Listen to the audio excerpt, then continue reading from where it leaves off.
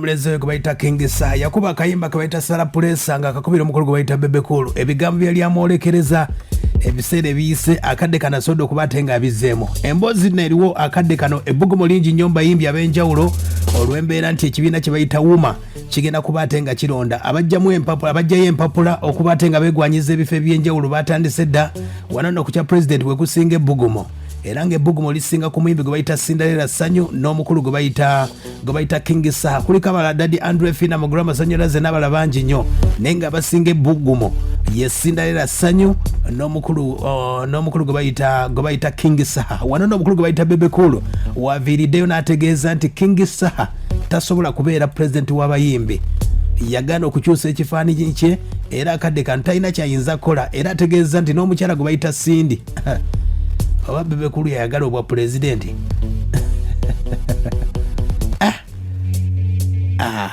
katutandikire wano sooka owulire omukulu gwe bayita Bebe Cool agambye King Saha muganda wange ekifaananyi kye si kya mukulembeze wa industry nabeera nga mbagamba batandike okwefaako ng'abantu batandike obutakola bintu ng'ebimu kati nga nze mbasobola kuvootinga Saha okubeera pulezidenti waki Saha abeera ku TV ayogera bulungi clearly nti anywa enjaga kati waliwo ebintu bye twagala okwessaamu ekyo genda otunuulire ku bapresidents ba womas bwe bafaanana bwe beeyisa so omanyi nze sekwekata ebyo byenjogedde gemaze bwe banaabanga be bokka abaliwo then the only option would be Cindy because Cindy bw'awuliriza message eno suubira ajja kuddamu abo else era ajja kufuna obuzibu bw'amaanyi nnyo ye Bebe Cool oyo be bamu ku bagenda eggulu yabadde amanyi nti oba ekitiibwa banaakimutikka butiisa abeere pulezidenti ategeeza nti n'omukyala gwe bayita Cindy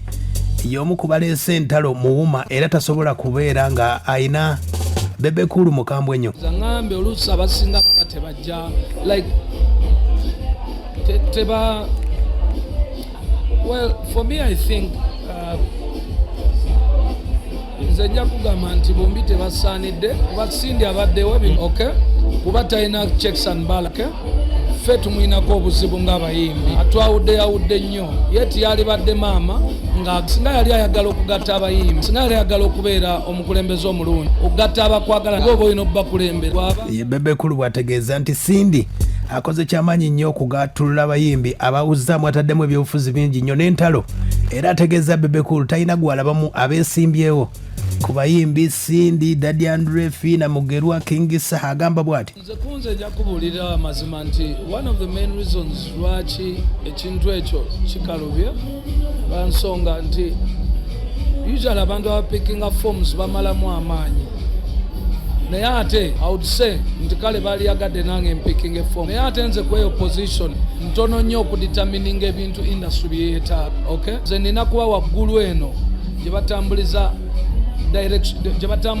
gye batemere Bebe Cool bw'ategeezeza agambye yetayinza kubeera pulezidenti wabula agenda kubeera ku boodi ebyo bye baasalawo nga bali eggulu bagamba bwe bati Chameleone ne Bebe Cool balina okubeerako ku boodi sigenda kwesimbawo I have a bigger fish to fry than a smaller one but I will guide ngera bwe nabagamba will always guide twatula eggulu ne tusaba government etuteeke ku board of trustees because ku board kwe kuyita engeri gye batambuzaamu arts industry so nze ne Jose I think the best position gye so kubeeramu okucontributinga bulungi ku industry yaffe tulina kuba ku board tekoma ku advising board esalawo ebintu nga bibina okutambula era nga protectinga policies protectinga art kati ye Bebe Cool ye bw'ategeeza agambye nti okubeera pulezidenti wa wuma kafo katini nnyo yagenda kubeera eri ku board ng'ateeseza bayimbi ebiyinza okuba ate nga bibaluma mu nsonga eyo era omukulu Bebe Cool asobodde okuba ate nga ategeeza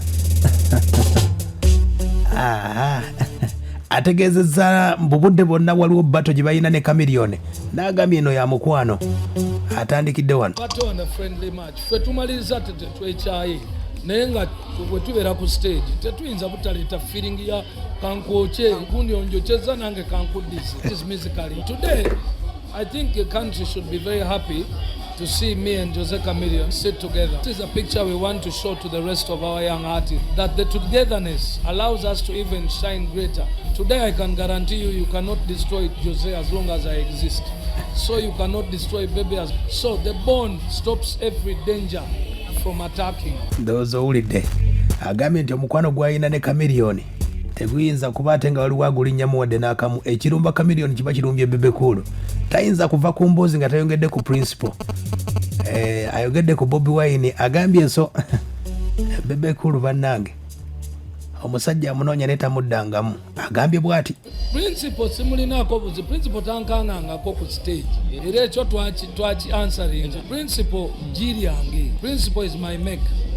I want him to be successful with his family. You've seen his children come to my house. You've seen my kids with his kids. Fe embera yaffe ekoma eno mu music. Manya mu politics. Otherwise nze sikiriziganya naye politically until when he learns what I think. Ajandoza kukiyiga nga akuze. Ate okula si myaka okula ebantegeera. Because mu magezi kale kiri mu kutya Katonda naye mu kutya Katonda mu mujjira kye bayita ekitiibwa.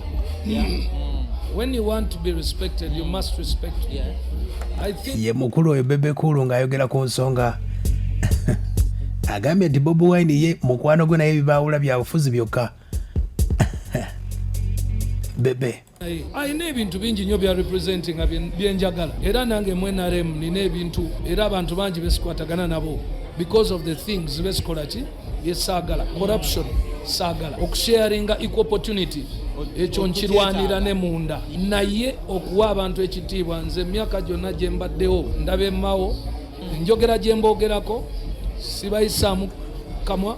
ye Bebe Cool oyo wabula tegeeza ng'ekizibu kikyagenda mu maaso olusookedde ddala okusiiba. Buzibu ki? Agambye Bebe Cool nti bulijjo ng'atandika okusiiba buli we zaweranga ssaawa 8 ng'alwala omusujja era abadde tasiiba. Wabula agambye nti kino ekisiiba ate bwe kyatandise yakitambuliza bulungi era amanyi nti kijja kugwa bulungi. Wulira buli we nagezangako okusiiba bwe ntuukira mu ssaawa 8 nfuna omusujja gw'amaanyi. So mbasobola proceedinga for the next 2 hours. So nga kunze bulwadde era nga bwebalagira obanga olwala mu kisiiba soba tusaba. Naye as you grow ndowooza you outgrow things. Kubanga nagezezaako for the first time on Sunday and it went very well. Ne Monday, besides the fact mbadde n'emirimu n'ebiki era kyatambudde bulungi.